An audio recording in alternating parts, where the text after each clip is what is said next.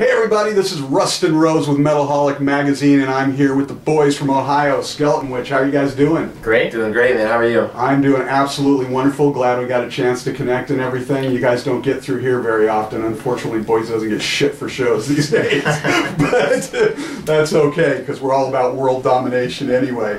So, you guys have been out with Black Dahlia and Nile on this tour. This is sort of a special one-off show with Black Tusk guys. How'd that come about? Yeah, basically we just have some off days where, there's some days where Black Dahlia plays a fest, like today they're playing some...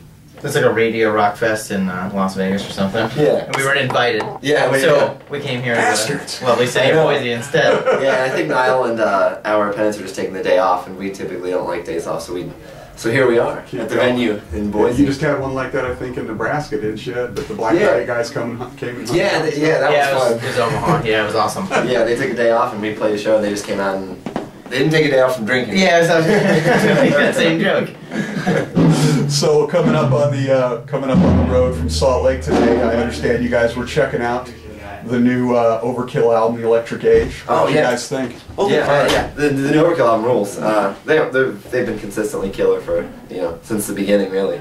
So what did you think of it compared to Ironbound, the last one? Because I thought that was phenomenal. Yeah, it was really good. I kind of like Ironbound a little better, but also I've given that a lot more listens. I own Ironbound. I haven't got the new record yet. I kind of felt the same way. I thought Ironbound had a little bit more to it. The only drawback, I mean, I love the Electric Age. I like all those every Overkill album, almost. There's a few stinkers, but yeah. I mean, the only thing I took away from it was this one was maybe just a little too repetitive in places, but not every album's going to be better than the last one as long as it rocks. Who gives a shit, right? Yeah. Nate's been on, Nate, the other guitar player, has been on like an Overkill kick, and I think he has all the CDs at home, but he's been just paying to download them on iTunes. So we'll wake up at the hotel and he'll be like, I just paid for the Killing Kind. Then we'll listen to it. He just keeps every day he buys a new one. We woke up and he goes, I think I'm going to spend $80 on Overkill albums today that I already own at home. He's falling in love with Overkill again. Yeah. Hey, how bad is it when the musicians spend more money supporting the musicians? I know. Nate's really diligent about that. He always loves paying for records. Yeah, he won't do it the other way. When he's no object. Even if he doesn't have it. Right? Yeah, it says no object. This doesn't have it. Now, obviously, you guys know, since I asked about the Overkill thing, that I was paying attention to your Twitter and your Facebook and everything. You guys seem pretty adept at the social media thing. What are your guys' thoughts on the whole social media thing now with the music and the industry being the way it is?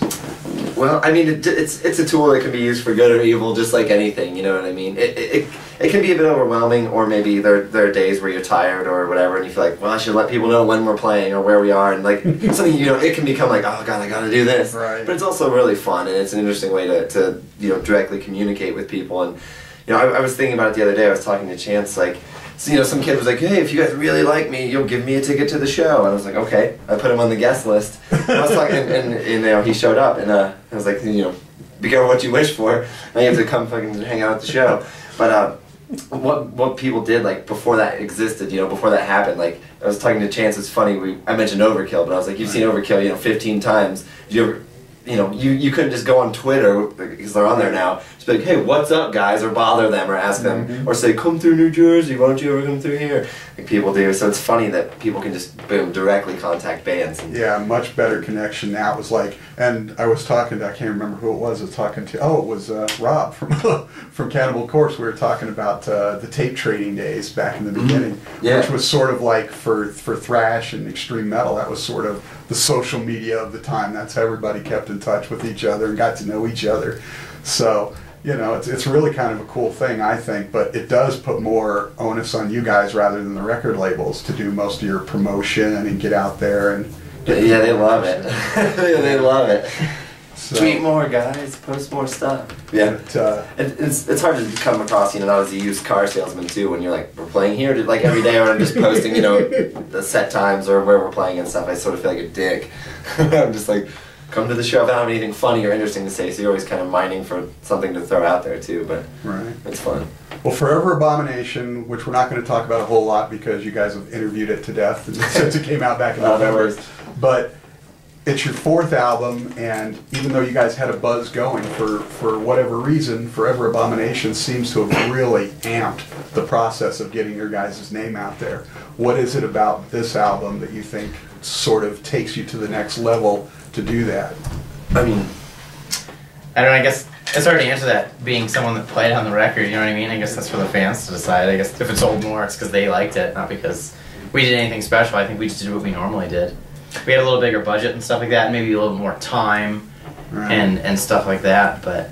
I mean, yeah, I think it's just naturally, getting better at what you do. Right. Like, I agree with that. It wasn't I don't think anything was forced. It just happened. We had a little more time. We had a really good producer and a nice studio. So, the production's a little bit better. That increased. I think everyone's more comfortable just as players and as songwriters. So the level of playing and the tightness is there.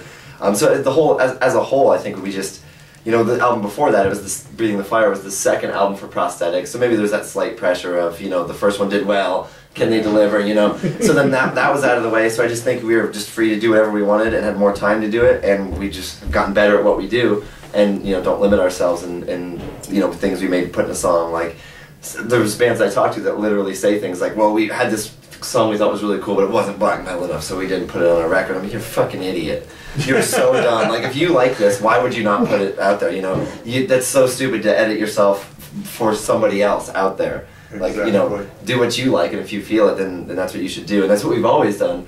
So when people say like, well, the new album has a little more of this or that in it, whatever that might be, like slightly more proggy chord progressions or like a little more fleshed out or more varied tempos, it's not because we sat down and thought we need more varied tempos, it's just what we wanted to do. That's what you wrote, right? So I think people respond to that, if you do what comes natural to you and sort of nurture your talents or whatever as a player or a songwriter, that it's going to eventually kind of just go in that direction as long as you do it the right way. Well, the bottom line is it good? Yeah. People respond to it. I talked to Jeff Dunn, Mantis from Venom, the other day with his new project, Empire of Evil, and he was just saying, he's like, I don't get this shit. He's like, what do you mean, what kind of fucking metal? It's metal, Yeah. Fuck these labels, Oh, yeah. Yeah, we recall that, to some people we're a death metal band, some people we're a thrash metal band, some people think we're a black metal band that plays death and thrash metal, I don't know.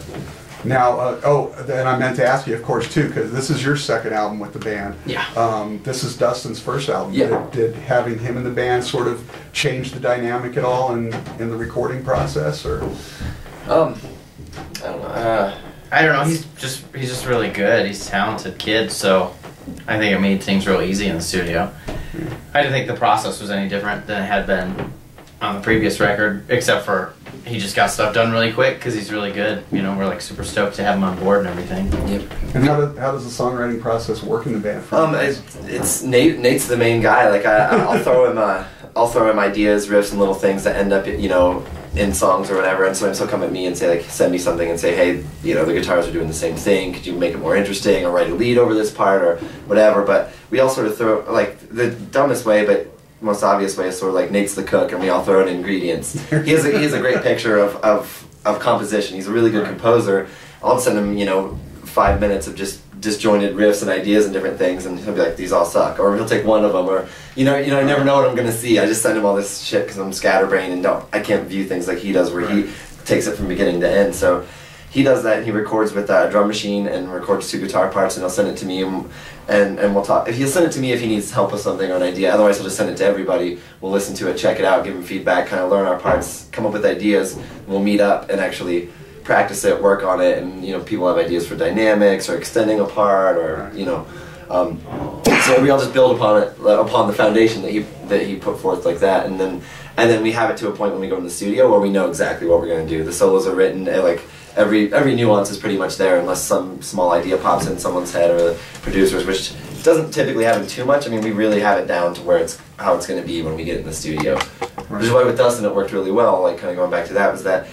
He got in just at the time where we were still fleshing out some of the songs and some were already done. So it was kind of like, hey, learn these parts, but throw your own, spin on it, your feeling, your fills, whatever, drum fills. And then on some of these songs, it's not quite set in stone yet. So what ideas do you have? And he had some really good ideas. Like, I forget the name of the track, but the one that starts out just one of those tom beats at the beginning. I think that was Dustin's idea to do that. Number 6. Yeah, exactly. Yeah, everybody just plays their specialty. I think like it allows everybody a little bit more freedom because Nate will write, like he said, does the main songwriting, and that includes writing 2 guitar parts to a drum machine. So by the time Scott and me and Chance and Dustin hear it, you could call that a song, you know what I mean? And that's not going to change very much, but that allows Scott to write lead parts and second guitar parts, and me to write bass lines and Dustin to change drum parts, whether it's adding a fill or suggest things like you were talking about, and Chance to take that home and listen to it. Here's the foundation, build on it. Right, yeah, and it allows everybody, I think, time to hone their own craft on it and add to it with whatever they do, I guess, Now, how much of the new album are people getting to hear on this tour? A lot, quite a bit, actually. Yeah. How many songs were you? Let's see. I gotta think about it. I feel like I have to count them out. On the Black Dahlia tour, we only have a half an hour, so we had to cram in as much as we can. And on that one, we have 5. I think it's 5. Yeah. 5. And then when we headline, actually when we headline, it's still 5, but then we have a lot more of old songs. I think that we're playing. The old stuff. I think it's 6, maybe. Oh yeah. Headline. There's an extra one. Oh yeah. Oh, you're right. Yeah. Choke Upon Betrayal. Yes. Yep.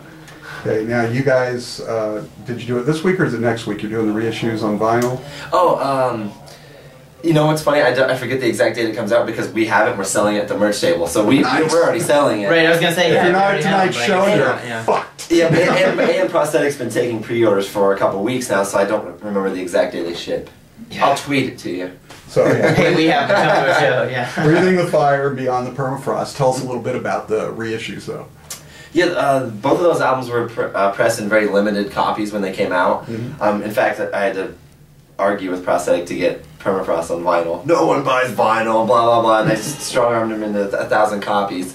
And that sold out really quickly, and it hasn't been pressed since. So they thought, well, of course labels are looking for money, let's be honest. We all know what their motive is. Right. But we had so many people, wanting the album, and, there's copies of the original one going for like $80 and $90 on eBay, and that's ridiculous. So we were like, yeah, let's go ahead and reissue it, and we changed it a little bit so the other ones still have their value. They're not the same. So it'll still be $80 or $90. Yeah. We can get a reissue for 20. But if you just want to have it on vinyl and listen to it on vinyl, you don't care about it being a first or second pressing or whatever. Right. They're different though. So it's also good for collectors because some of them are gatefold that weren't before. Like Permafrost was never a gatefold record, and they're all 180 gram vinyl. yeah, and they're like different colors and stuff. So. It's only for collectors because it's it's not chintzy. They're really expensive to make because they're all gatefold. They're all 180 gram vinyl. There's some of like limited edition colors which always cost more to produce and stuff. But it's fun. We made it. Instead of just doing vinyl, I was like, oh, we have to do that too. We like vinyl, so. We made it fun, I guess, or did it for people who like vinyl, not guys who just had to do vinyl, which some bands seem to do these days. I love, because that goes back to my era where, you just sat there for hours with the album looking at the cover. Of the it's so much cooler, to see a record cover than, oh, here's my iPod, I don't even know. Yeah. I don't even know what the album cover looks like. I'm Exactly. guilty of that. I have records. And I couldn't tell you what the album covers look like because I've never seen them because I downloaded You them. could just sit there with an Iron Maiden album looking at all the intricate detail for hours. Always looking for that little symbol from the guy who drew it and everything. You just made me think of Jack and Dino. Remember he told us the story when he was younger. He was like, well, so how'd you get into heavy music, Jack? And it's a good, made me just realize how awesome vinyl is too. He was like, well, when I was younger I got the first Motorhead album and I ate some acid. Or maybe he smoked some weed, but he did something. And he was like... Something illicit. Something illicit. He's like, I just sat there for hours just looking at that cover and turning that record over and over, and I thought, oh, fuck, this is my band. I haven't looked back since, but there's something about having that album, There is. I mean, it really, God, I'm so old. I actually had some 8 tracks, but we won't get into that. So, speaking of Beyond the Permafrost, we mentioned it a minute ago, your previous bass player before Evan came in, Eric Harris, he's in a new band now, Huntress. Have you guys heard it or checked it out? I haven't heard it yet. I know he's in the band. I've heard about it, but I haven't checked it out. What do you think? Tell me. What do you think? I like it. I mean, she's, well, aside from the fact that, I think every red-blooded American male would like to tap her like a maple tree. She's got a hell of a voice. And it's some pretty good stuff. It's a mix of a lot of extreme metal stuff, but being that he was part of the family, and I just wondered if you'd checked it out yet or not. No, I haven't checked it out yet, but. And speaking of women in metal and hard rock, we're getting ready to do our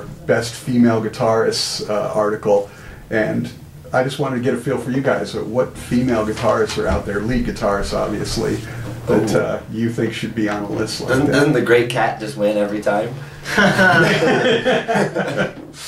That's a good one. Yeah, a female lead guitarist. I mean, let me think about it. Are we talking just metal? Metal, hard rock, that genre. Man, I mean, who do you have out there? You have, I mean, Kitty. You have the Great Cat. You have Lita Ford still playing. She's still Lita playing. Ford's still playing. Yeah, she's playing running. you got the commander-in-chief, who nobody knows her real name, a 22-year-old gal from Norwegian, plays 7 string. What? I never even heard of that. Yeah, check it out on YouTube, the commander-in-chief. That's what she calls herself? Yeah. She's freaking hot. The But commander-in-chief. boy, that girl can shred, and there's actually quite a few female guitar players out there. I mean, you know, you got the gal from Kylesa, and yeah, Laura. Yeah, Laura's awesome. Yep. and and I'm totally blanking now because I've got like a whole list of them, but you guys have to read the article when it comes out. So nobody immediately pops to mind other than Cat. But yeah, I'm sticking with the cat.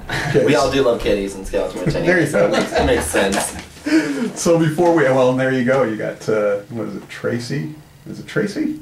Or Tara, I can't remember, from Kitty. So so before we get out of here, what do you guys do to prepare yourselves when you get ready to go out on stage? You got a new routine, or just this helps. drink a beer? That's it.